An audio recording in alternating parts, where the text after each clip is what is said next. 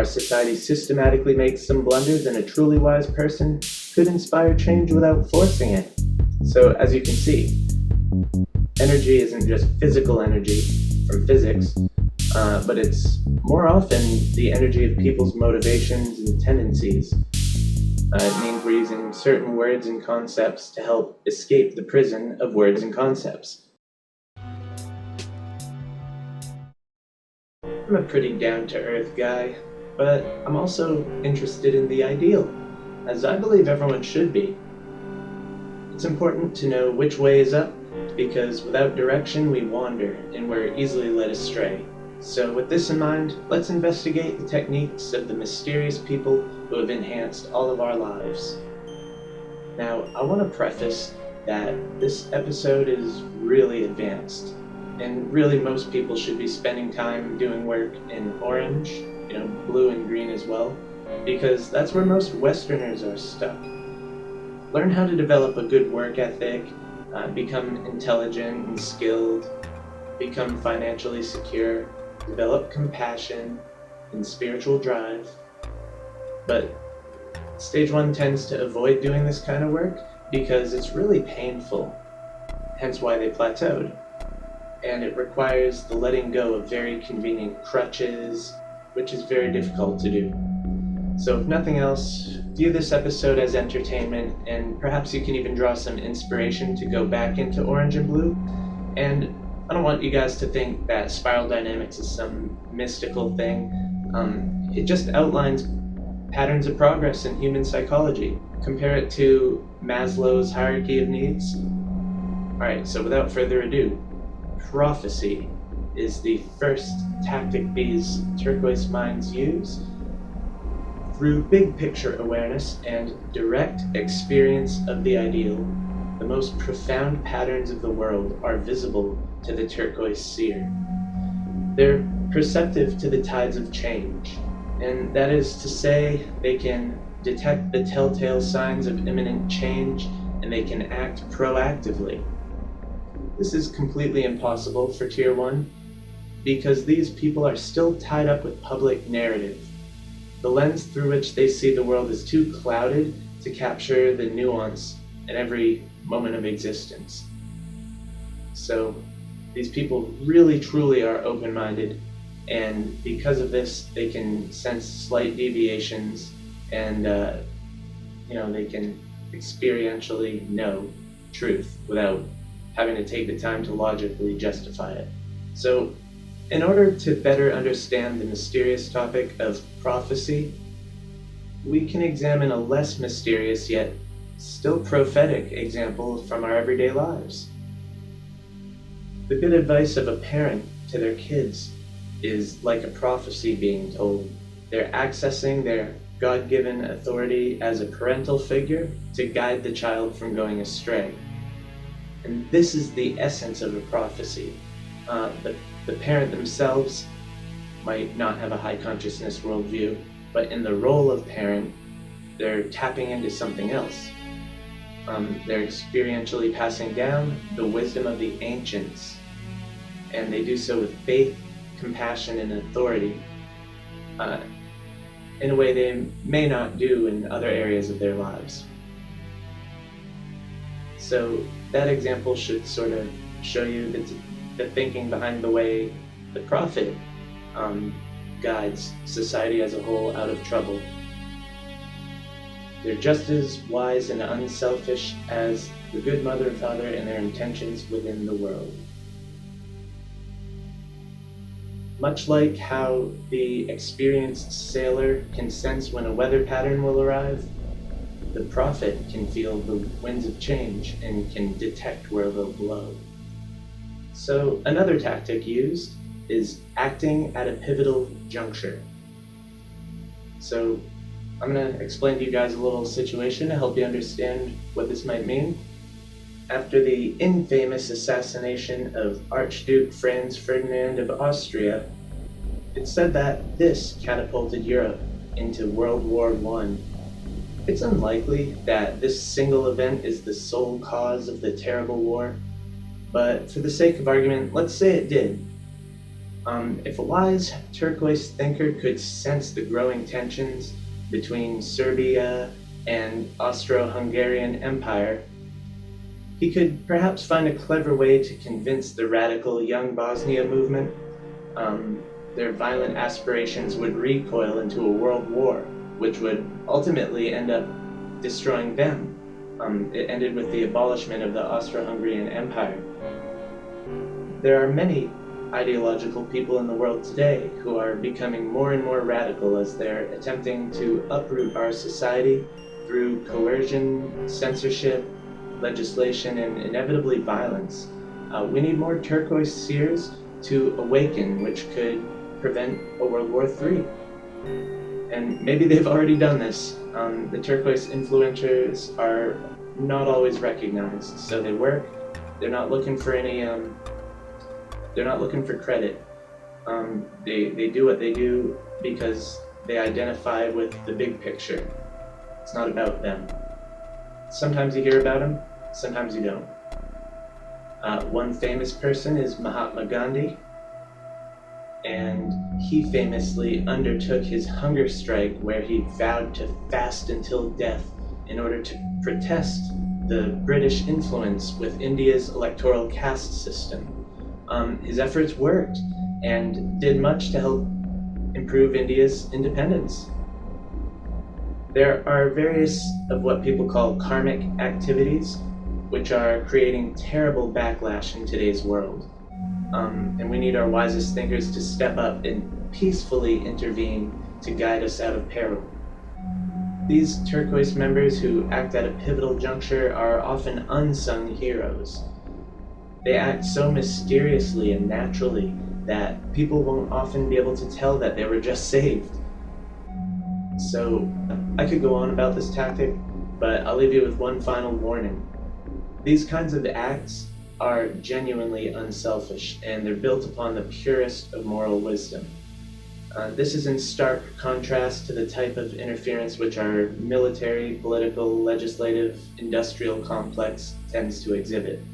So low consciousness actions from people with too much desire are tainted, and they often create more problems than they solve. So keep this in mind. Don't go around trying to act at a pivotal juncture and make all these things happen until you really have the inner wisdom to make it so. So the next tactic is non-interference. And you might wonder why both non-interference and pivotal action would exist together in the same list. But the turquoise being is not limited to one style of procedure. All too often we ruin that which we try to improve, and this is because society is far too naive and short-sighted to know how best to act. And on top of this, they're too greedy to make ecological decisions even when they are capable, which isn't as often as they may think. So, to feel the need to try and control everything around us is futile, and it often backfires. So to force things which are not natural creates a web of problems. Replace neurotic behavior with mindfulness. When the time to act comes, you'll know it. Don't rush it. Don't do it ahead of time. Don't step in too early. The turquoise being allows others to be themselves and make their own mistakes. That's a big one. And they'll allow this instead of forcing others to do anything. They inspire others, which is our next tactic. Now, if you order someone to do something, they'll either do it or they won't. But if you inspire them to do something, they'll not only do it, but they'll do it with the best of their ability. The greatest way to get someone to do something is to inspire them. And this isn't manipulation, because inspiration is a positive thing which emanates from good action, and it requires the full willingness of the inspired, so it can't be imposed against their own will by definition. You're not inspiring someone if you're imposing something. So a turquoise musician might be able to create a piece so inspirational it inspires many to become better people. This has certainly happened before. An artist can depict something that lets you see the world in a new way you've never considered. A particularly selfless person who puts themselves on the line can inspire others to follow. So if someone's willing to lay themselves on the line, then people will absorb the gravity of their efforts, and they won't accuse them of acting selfishly, and they might draw inspiration from it. And certain familiar stories. Okay, moving along. Another turquoise tactic is waking others up. The truth isn't hidden, and if you could step aside from all your biases, fears, egoic inclinations, habits, and desires, then you'd see it clear as day. The turquoise master can get you to see this through various methods. Turquoise thinkers can sense where you're blind, and they can create situations which enable the pupils to awaken. And this is often at the teacher's own expense. In Zen, some call this using a thorn to remove another thorn. It means we're using certain words and concepts to help escape the prison of words and concepts. So you can think about that for a while. It's a really interesting idea. And the Buddhists use what is called upaya to skillfully awaken the student. And these methods are unique to each individual. Alright, I know this is some really deep stuff, but definitely give it some thought. It's really interesting. The next tactic is executing multi-purpose actions. So, through a deep awareness of the patterns of the universe, those who are undistracted by the noise around them are ready to act the instant an opportunity presents itself. They open-mindedly select from a wide palette of techniques and abilities which are automatically applied without doubt at the right point. So there's this guy, Ram Dass. I believe he was a college professor, at Harvard. He has a really interesting story. And Ram Dass noted that the late great sage Maharaji was like a spiritual robot who always did the right thing no matter what the situation without hesitation.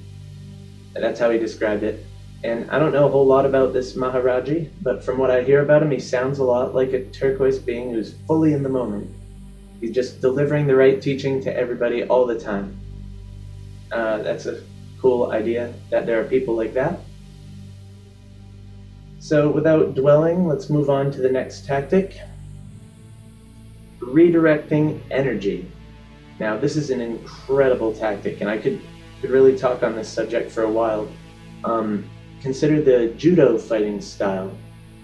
Judo is just making small movements, efficient movements, which take advantage of the enemy's momentum, and it uses it against them. So this is a far better strategy than generating all the force yourself. It doesn't tire you out, and you don't overextend.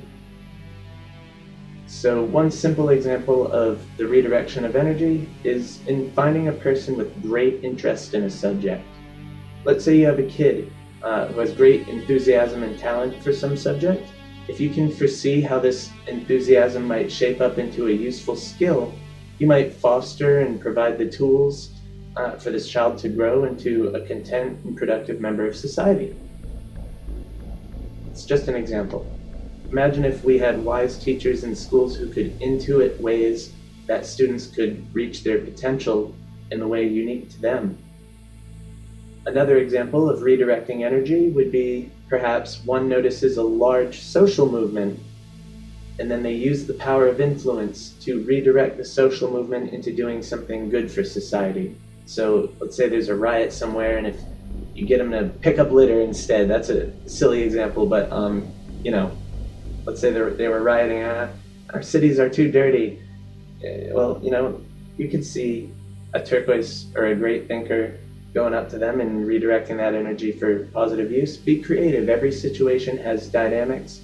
Take advantage of it. When I say take advantage, I don't mean at their expense. I mean take advantage of the opportunity for the betterment of everyone.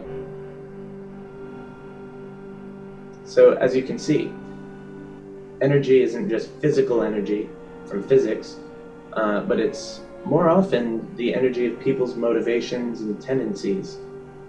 If rowdy people have a tendency to be rowdy, then this energy could be redirected to doing something more productive, like building something or channeling the rowdiness into athletic pursuits.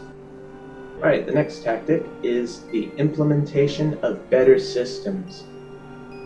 I really don't like to promote this one because human beings are so arrogant in believing that they can do things like controlling the weather, controlling the economy, forcing people to change their lifestyles and things like that, equity and fairness, trying to say what's fair and what isn't.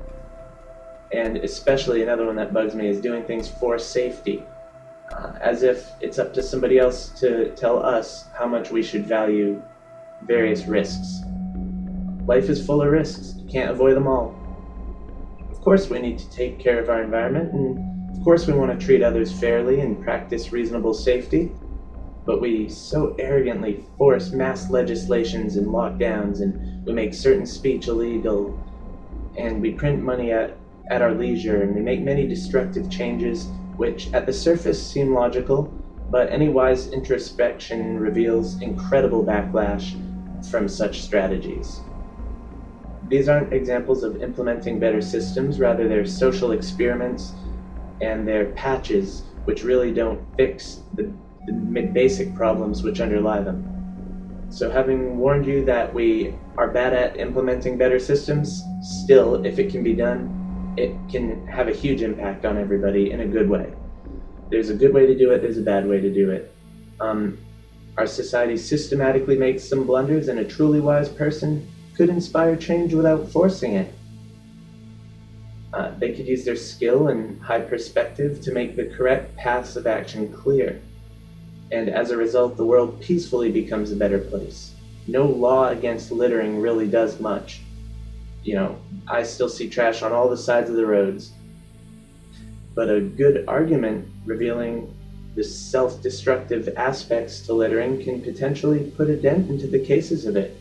If you can give a good motivating speech that really makes people rethink how bad it is when they leave their crap everywhere, then you'll actually make change. Alright, I hope this video is not too long, but it's a deep topic. We've got 2 more tactics to get into. The first is demystifying world issues. So this is a tough one because most of what you hear about in the news, in advertisements, in a lot of social programs, it's put there to benefit the organizations pumping out this content and promoting the content. And oftentimes this is at your expense. It exists to trick people into giving up their rights, their money, and their independence. Many of the greatest products are not advertised. This is because they sell themselves. When's the last time you've seen an advertisement for organic grapefruit, raw honey, marshmallow root, things like that, So you'll see here that big world issues are never properly understood. Everyone's coming at it from an angle.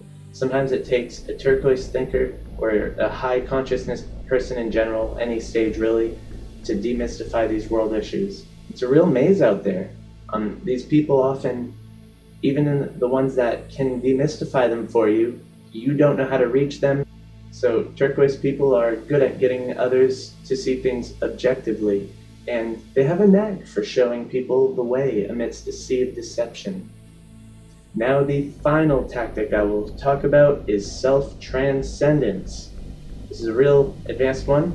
People are so tied in with their identity, and they hold on to all their personal qualities. They get offended if somebody doesn't like something about them, or even when it's time to change, they hold on to their old ways. In yellow, the prior stage before turquoise, I listed self-transformation as one of the tactics, which is subtly different. Self-transformation involves the person radically changing who they are.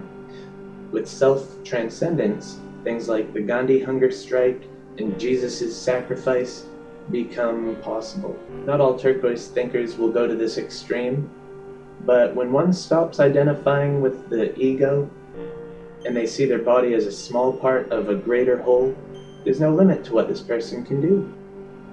They transcend their own perspective and can act as if the entire world is their self. So that was a nice long episode. We got really deep into the tactics. I guess we could continue going on eternally, but I think I'm going to stop it here. Definitely leave a comment. Let me know what you think of these tactics, and if you haven't yet, go to my Q&A video.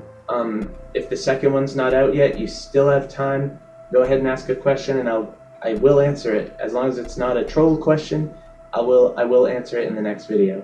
And if the next video is already out when you're watching this now, just go to my most recent Q&A video and leave a comment there, and chances are I'll get you in the next one. Alright, thanks for watching.